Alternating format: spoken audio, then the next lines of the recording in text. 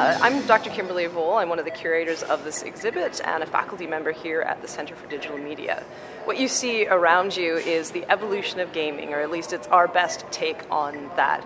It is an interactive museum exhibition where you can come out and you can actually play these games one more time, and it takes a look at the history from the very first days of video games up to and including the big North American market crash that happened in 1983, as well as the subsequent recovery of that in the later 80s.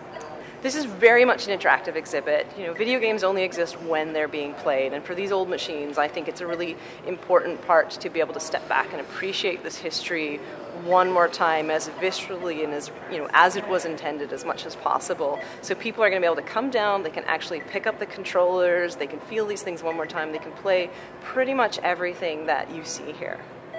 Video games, I think, are one of the most fundamental human expressions within technology. The reason they work, the reason we're so captivated by them is because they reflect in us some very human elements of, exploration and curiosity, and they're also a brilliant representation of human creativity, too. Video games are very difficult to make, and they involve a lot of different components from art to technological, the programming and all of that, as well as just understanding a lot about human nature.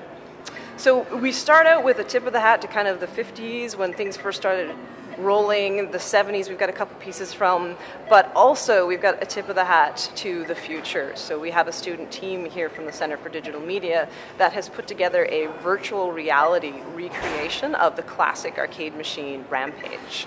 Well, in the classic game Rampage, you played as one of 3 giant monsters where you would climb up a building and you would try to destroy those buildings before the surrounding military took care of the problem, as in typical Hollywood style.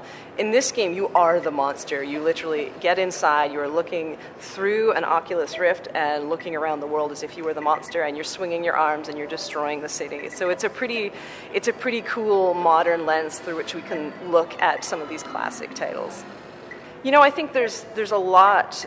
It's really important to look back at our history, but it also offers us an interesting opportunity to sort of cast forward and see where things are going. The virtual reality portion of the exhibit that we have is one such example, and I think that VR itself is one of the very exciting new frontiers that's forcing us to look back and think about, well, how do we interact with technology? When you take away the joysticks, when you take away the little controllers, how do we move through these worlds? What do we naturally want to do when suddenly it's no longer us separated by a screen, but we're in the world? What does that mean for gaming? And I think that's really exciting, and I think we're going to see some really cool things in the next few years.